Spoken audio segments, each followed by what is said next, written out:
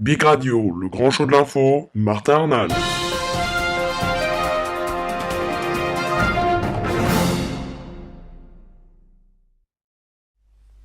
Bonjour à tous et bienvenue, merci d'être avec nous sur bigradio.fr, c'est parti pour le grand show de l'info, l'édition du mercredi 5 juin 2013, soyez les bienvenus. Aujourd'hui nous parlons des tensions entre l'Europe et la Chine et Hollande qui tente de calmer le jeu.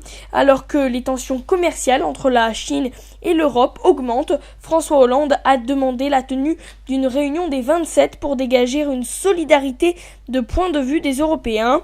Notre cadre d'échange aujourd'hui n'est pas équilibré, a déclaré la porte-parole du gouvernement Najat Vallaud-Belkacem, estimant que cela implique à l'évidence que nous soyons plus exigeants, ce qui à 27 est évidemment une force.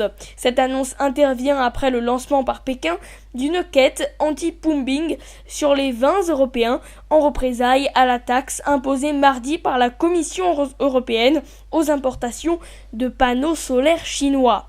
Pour la France, les vins et spiritueux sont l'un des rares secteurs contributeurs nets à la balance commerciale.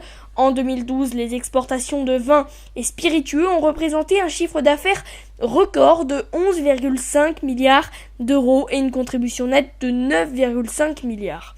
Paris se targue d'être le premier exportateur mondial de vin avec un total de 7,6 milliards d'euros en 2012 en progression de 8,5%. Or, la Chine se classe désormais en 4e position des pays où la France écoule le plus de vin et en 5e position en valeur. Les ventes de vin en Chine ont représenté un chiffre d'affaires de 534 millions d'euros en 2012, selon la Fédération des exportateurs de vins et spiritueux. À ce montant s'ajoutent les 310 millions d'euros exportés via Hong Kong. Vivement critiquée par la Chine, la décision de la Commission a été qualifiée de grave erreur par le ministre de l'économie allemand Philipp Rösler. La chancelière allemande Angela Merkel avait déclaré fin mai vouloir tout faire pour trouver une solution par la discussion lors de sa rencontre à Berlin avec le premier ministre chinois Li Keqiang. Le secteur solitaire allemand est important puisqu'il compte quelques 10 000 entreprises qui emploient 120 000 personnes, mais parmi celles-ci, seuls 350 sont producteurs de panneaux solaires, par exemple, et les autres étant plutôt revendeurs ou des installateurs qui profitent des panneaux chinois bon marché. La Commission européenne s'est contentée de préciser à Pékin que le vin européen exporté n'est pas subventionné. Et puis enfin on termine par le bloc-notes et Tony Meillon condamné à la perpétuité avec 22 ans de sûreté. Selon les journalistes sur place, il a accueilli le verdict par un merci.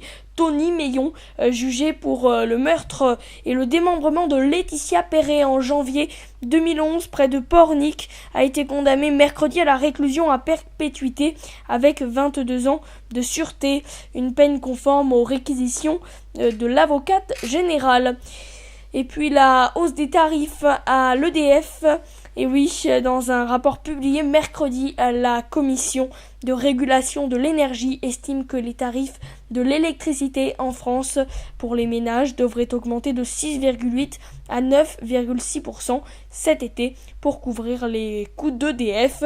Le gouvernement et François Hollande ont d'ores et déjà annoncé qu'ils refusaient une telle hausse dans l'immédiat. Voilà, c'est tout pour le grand show de l'info. Merci à tous et toutes d'avoir suivi cette édition du mercredi 5 juin et à demain pour de nouvelles actualités. Bonne soirée.